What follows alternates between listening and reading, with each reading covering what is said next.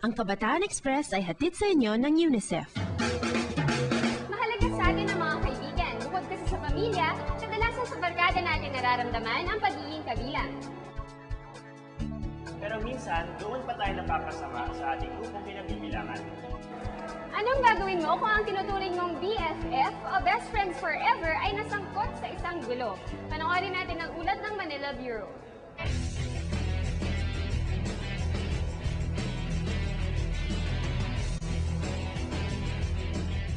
Kabarkada, kaibigan, katropa, kahit ano pa man ang tawag mo sa kanila, sigurado akong sila ang gusto mo laging kasama at kausap. Pero nararapat bang samahan sila sa lahat ng bagay? Paano kung mapapahama ka na? So when you belong in a peer group, may pressure talaga, whether negative or positive, di ba? Kasi nga, kailangan mong makisama yung kulturang Pinoy or kultura ng mga kabataan na pakikisama. Kailangan in ako sa grupo. Or, so pag sinabi mong in ka sa grupo, kung ano yung ginagawa nung mas marami dun sa grupo, whether or regardless kung bad or good, gagawin nila, di ba? Just to show na nakikisama ako. Nakilala ko ang isang teenager na tatawagin na lang natin sa pangalang Empress.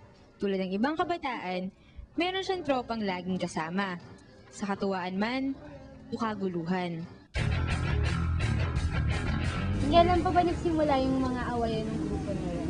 Saan siya nag-ugat? Parang gano'n. Ano yung pinakadahilan? Sa away din, parang away ng barkada.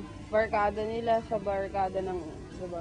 Parang mukhang mayabang, parang ganun lang. Yung yabang nito, parang ganun lang. Sa isang village sila, diba? Parang nagkakasalubungan, tapos parang parang mayabang to, parang ganun. Hindi na mag-aaway.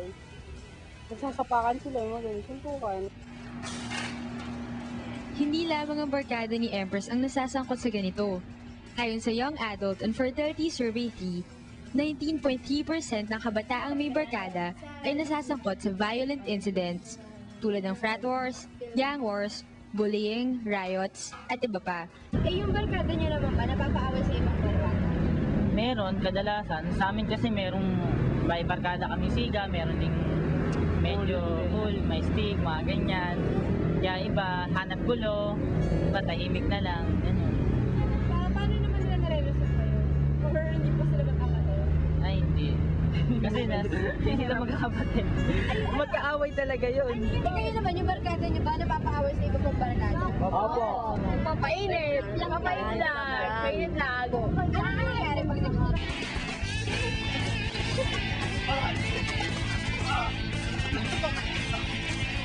Hindi nakakatawa ang karahasang nangyayari sa mga kabataang ito. Ang iba sa mga ganitong awayan ay nauuwi sa patayan.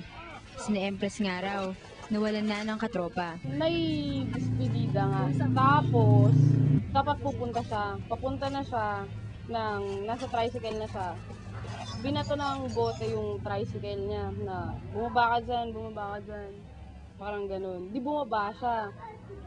Tapos napaaway na siya, hindi niya alam na may dala palang panaksak yun nga. At minsan, di lang pisikal na karahasan ang masakit na pinagdadaanan ng magkakabarkada. Si Pet, kakaiba ang naranasan sa kamay ng kanyang mga itinuring na kaibigan. Mas malaki kaming barkada, gano'n. Tapos parang, nasa loob ng barkada na yun, meron pa ako isang friend. Parang yung girls, 3 kaming girls, mga gano'n. Tapos,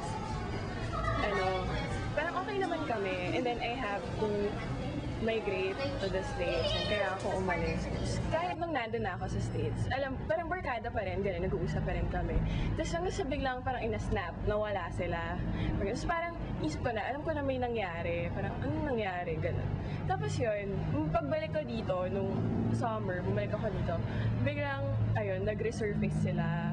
Pero nung nakausap ko yung isa kong friend dati, parang sabi niya, unang kagad niya sinabi, Pet, don't trust your friends. Kinuwento niya, yun nga daw, parang nung umalis ako, parang naging everyday topic ako nila, parang ganon. So parang, alam mo yung, wala lang, ang unfair, kasi parang lahat ng kasiraan ko, mga ganyan. Parang, dati sabi ni Pet, ganyan.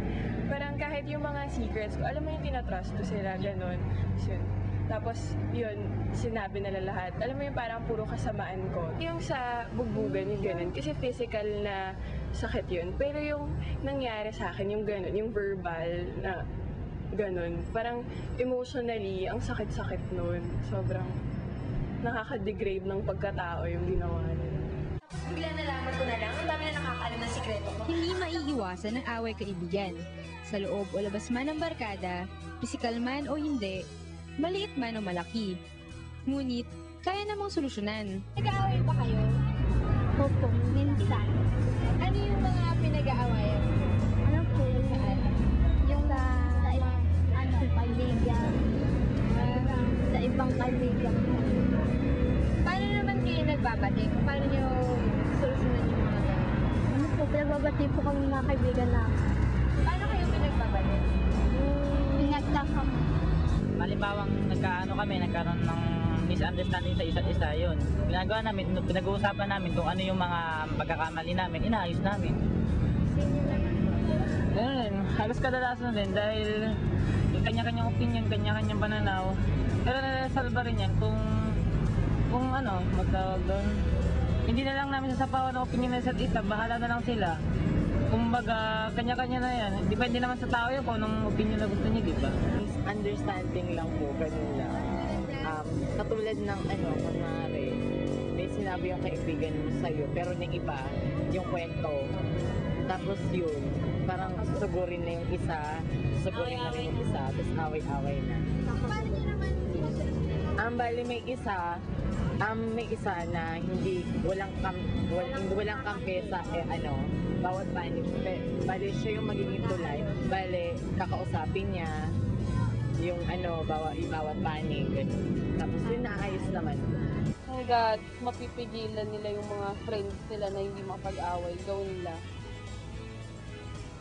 Gawin nila. Kasi pag lumala yun, baka may masaktan pa, may mawala pa.